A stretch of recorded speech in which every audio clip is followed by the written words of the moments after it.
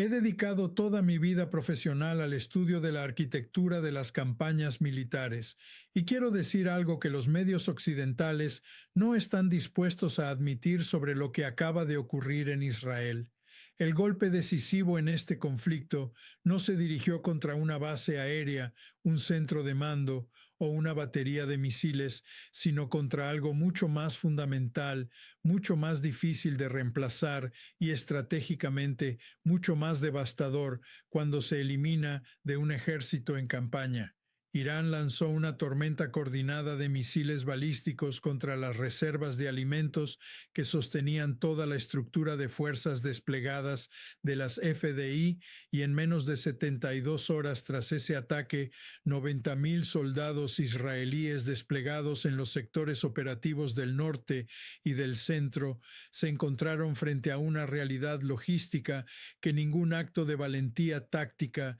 ninguna superioridad tecnológica, ni promesa de reabastecimiento estadounidense podía revertir.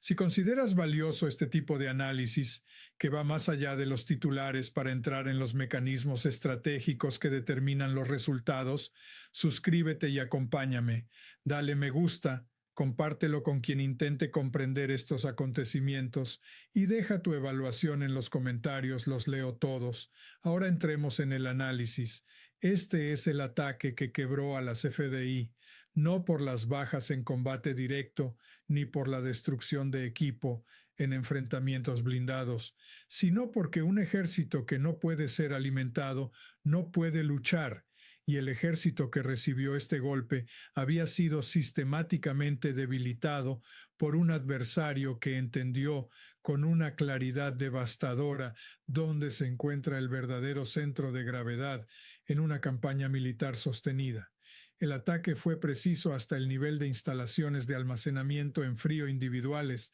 centros de distribución y almacenes de raciones de campaña. El complejo logístico militar de Trifen, al sur de Tel Aviv, el mayor depósito único de reservas alimentarias dentro de todo el sistema de suministro de las FDI,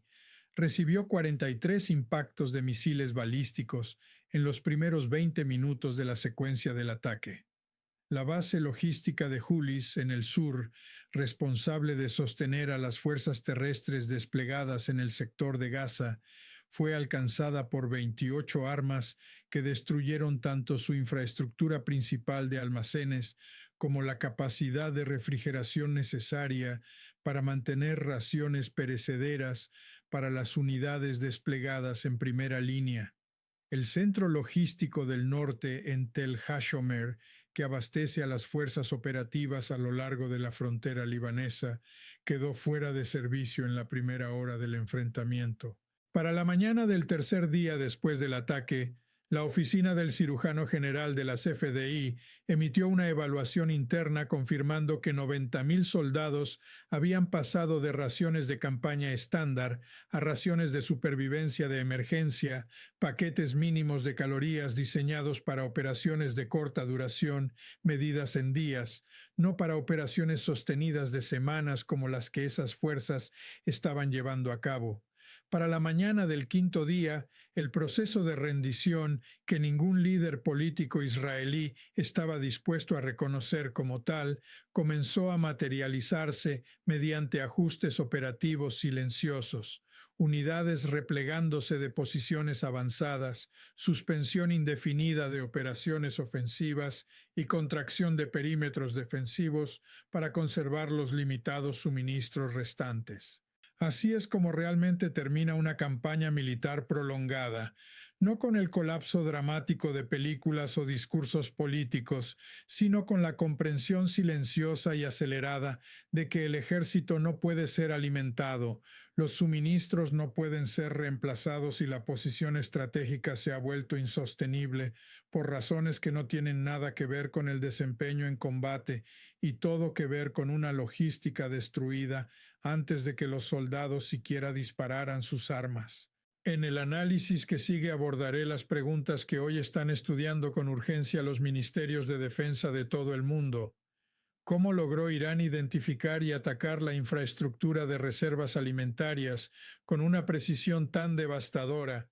¿Qué revela ese tipo de selección de objetivos sobre la doctrina estratégica que definirá la próxima década de la guerra? ¿Cuál es la realidad operativa de un ejército que pierde su cadena de suministro alimentaria y por qué el hambre puede convertirse en un arma más decisiva que cualquier ataque de precisión contra infraestructura de combate? ¿Por qué Washington no pudo responder de manera significativa a una campaña centrada en la logística que quedó fuera de todos los planes de contingencia del Pentágono? ¿Y qué ocurre política, militar y diplomáticamente cuando 90,000 soldados en el terreno pasan a raciones de supervivencia? Lo que más me llama la atención profesionalmente de esta campaña es la sofisticación del proceso de selección de objetivos que la produjo. Identificar la infraestructura de reservas alimentarias como la vulnerabilidad decisiva de una fuerza militar moderna requiere un nivel de análisis estratégico que, en mi opinión, muchas instituciones contemporáneas de planificación militar han perdido la capacidad de realizar.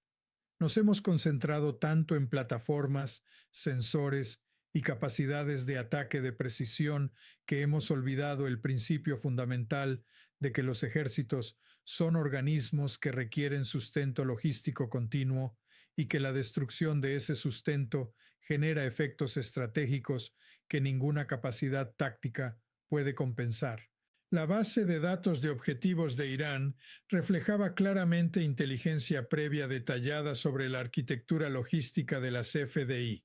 qué instalaciones almacenaban qué categorías de suministros, cuáles eran primarias y cuáles de respaldo, qué sectores operativos abastecían y qué efectos en cascada produciría su eliminación sobre la red logística general. El complejo de Trifén no fue elegido al azar, sino porque la inteligencia iraní evaluó correctamente que su destrucción afectaría simultáneamente la distribución de alimentos en múltiples teatros de operaciones y eliminaría la capacidad de refrigeración necesaria para mantener la calidad de las raciones durante el periodo de reabastecimiento posterior. El paquete de ataque consistió en aproximadamente 180 misiles balísticos desplegados en 3 oleadas coordinadas. La primera, de 80 misiles, se dirigió contra los principales depósitos de reservas alimentarias, Yulis, Tel Hashomer y otros centros de distribución avanzados, más pequeños que alimentan las cadenas logísticas divisionales, utilizando armas optimizadas para efectos de área contra infraestructura de almacenes vulnerable, con el objetivo de destruir el máximo volumen de suministros almacenados en lugar de penetrar estructuras fortificadas. La precisión del ataque aseguró impactos dentro de los propios espacios de almacenamiento donde se encontraban los suministros y no en la infraestructura perimetral o administrativa. La segunda oleada de 60 misiles se dirigió contra la infraestructura de refrigeración y cadena de frío que mantiene la parte perecedera del suministro de raciones de las FDI, un elemento especialmente relevante porque destruir el almacenamiento de alimentos no es lo mismo que destruir su capacidad de distribución. La cadena de frío, el sistema integrado de refrigeración que permite que los alimentos perecederos pasen desde la producción hasta las unidades desplegadas, manteniendo su calidad nutricional, requiere integridad operativa sostenida en cada nodo, y si suficientes nodos son destruidos, todo el sistema colapsa incluso si partes individuales siguen funcionando técnicamente. La tercera oleada de 40 misiles se dirigió contra la infraestructura de transporte que conecta el sistema logístico, terminales ferroviarias, cruces de carreteras donde los convoyes militares pasan de rutas principales a secundarias y depósitos de combustible que abastecen a los vehículos de transporte militar. El resultado fue un ataque integral que no se limitó a los suministros ni al almacenamiento, sino que afectó a todo el sistema que conecta la producción con el consumo. La respuesta defensiva resultó prácticamente ineficaz por razones que van mucho más allá de la capacidad técnica de interceptación. La doctrina de defensa aérea israelí había sido diseñada en función de los escenarios de amenaza considerados más probables, principalmente ataques contra centros de mando militar e infraestructura de combate, mientras que las instalaciones de reservas alimentarias no estaban clasificadas como activos de alta prioridad dentro de la planificación operativa. La asignación de interceptores, las prioridades de cobertura de radar y la configuración de los sistemas de alerta temprana reflejaban esa evaluación previa, de modo que cuando el ataque se dirigió contra una categoría de objetivos no prevista, la respuesta defensiva estaba estructurada para otro tipo de escenario y no pudo adaptarse con la rapidez necesaria para ofrecer una protección efectiva. Es importante comprender la mecánica operativa de lo que ocurre cuando una fuerza militar desplegada pierde su cadena de suministro de alimentos, ya que gran parte de la literatura estratégica occidental ha perdido familiaridad con esta dinámica y los analistas modernos tienden a centrarse casi exclusivamente en las capacidades de combate, tratando la logística como un simple facilitador en lugar de como la base que determina si esa capacidad de combate puede realmente emplearse. Esa forma de análisis falla cuando el adversario comprende mejor la base del sistema que quien lo defiende. Las fuerzas de defensa de Israel mantienen aproximadamente 90.000 soldados en despliegue activo en los distintos teatros de operaciones del conflicto y en condiciones de combate sostenido cada soldado consume en promedio unas 4.000 calorías diarias, una cifra muy superior a la ingesta civil debido a las exigencias físicas del combate, el estrés ambiental y la elevada carga metabólica asociada a la presión psicológica continua. Esto supone un requerimiento total de aproximadamente 360 millones de calorías diarias para toda la fuerza, lo que equivale a unas 180 toneladas de alimentos al día en condiciones estándar de raciones. La infraestructura de reservas alimentarias destruida contenía aproximadamente 45 días de suministro para esta fuerza desplegada, una cifra que no es arbitraria, sino que responde a la planificación de las FDI basada en la suposición de que cualquier conflicto prolongado se resolvería dentro de ese margen o sería sostenido mediante la cadena logística internacional que abastece el sistema de depósitos. Ambas suposiciones colapsaron simultáneamente cuando el ataque destruyó los almacenes y la destrucción del puerto de Haifa interrumpió la vía de reabastecimiento. Lo que experimentaron los soldados sobre el terreno durante las 72 horas posteriores al ataque puede describirse con precisión operativa. El primer día transcurrió casi sin impacto, ya que las unidades seguían utilizando los suministros disponibles y el colapso logístico aún no se había propagado. Hacia el final del segundo día comenzaron a registrarse retrasos en la entrega de raciones en las unidades más alejadas, debido a la incapacidad de la cadena logística divisional para sustituir los inventarios destruidos. Para el tercer día, la mayoría de las unidades había pasado de raciones estándar a paquetes de supervivencia de emergencia, diseñados para crisis de corta duración y no para operaciones prolongadas. El impacto fisiológico de esta transición es más rápido y severo de lo que sugiere la experiencia civil. En menos de 72 horas comienzan a observarse deterioros medibles en el rendimiento cognitivo, el tiempo de reacción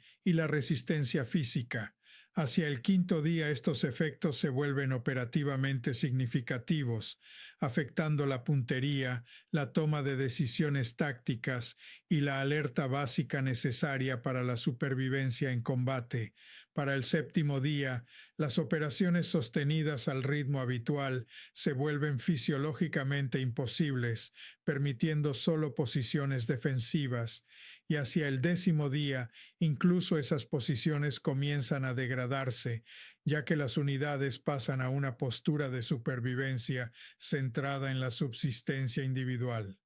Este fue el marco temporal que enfrentó el mando logístico de las FDI cuando la magnitud estratégica del ataque se hizo evidente. La dirigencia política en Tel Aviv se vio obligada a elegir entre continuar operaciones dentro de una curva de degradación que llevaría a consecuencias catastróficas o aceptar una pausa operativa que equivaldría, en términos prácticos, a una derrota estratégica.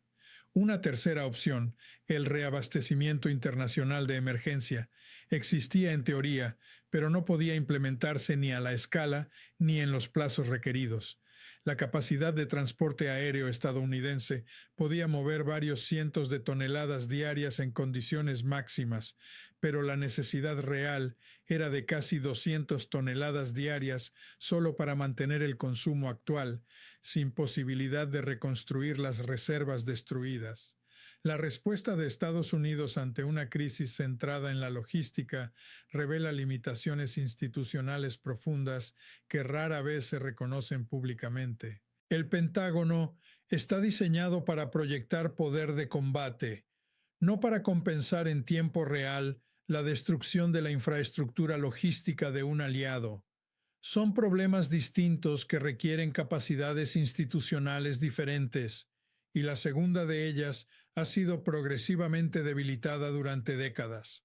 Las opciones de respuesta de Washington estaban limitadas. El transporte aéreo estratégico mediante aviones C-17 y C-5 tiene capacidad, pero la infraestructura aeroportuaria y las condiciones de seguridad en la zona imponen un techo operativo insuficiente. El reabastecimiento marítimo enfrenta vulnerabilidades similares a las que ya afectaron a Haifa, y las rutas terrestres a través de Jordania o Egipto dependen de acuerdos políticos cada vez más difíciles de asegurar. Las evaluaciones internas del Pentágono reconocieron que Estados Unidos no tiene la capacidad de reconstruir en un plazo operativo relevante la infraestructura logística alimentaria destruida,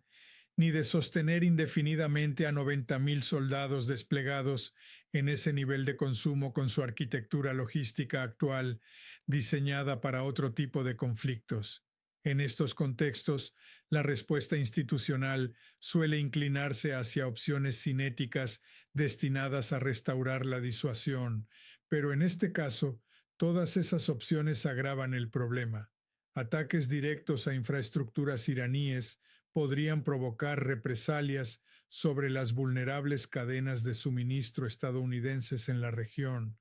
Una escalada naval podría afectar el estrecho de Hormuz con consecuencias globales, y el envío de más armamento no puede sustituir la pérdida de alimentos. La escalada tradicional no resuelve un problema de inanición estratégica. El componente diplomático añade otra capa de complejidad, ya que la respuesta internacional ha sido relativamente contenida, en parte porque el ataque a reservas militares, aunque devastador, se percibe de forma distinta a ataques con altas bajas civiles. Irán ha enmarcado la operación como un ataque a la logística militar, lo que ha reducido su aislamiento diplomático. Además, las normas del derecho internacional y las prácticas consuetudinarias han considerado durante mucho tiempo legítimos ciertos ataques contra infraestructura militar, lo que limita la capacidad de construir consenso global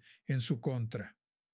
Cada ministerio de defensa en el mundo estudia ahora esta campaña con la misma intensidad con la que generaciones anteriores estudiaron las guerras que definieron sus épocas, mientras la doctrina militar del futuro se está escribiendo en tiempo real. La pregunta final es inevitable. Cuando un ejército no puede ser alimentado, la cuestión no es si se rinde, sino cuándo, bajo qué condiciones y con qué consecuencias para todo lo que dependía de su capacidad de combate.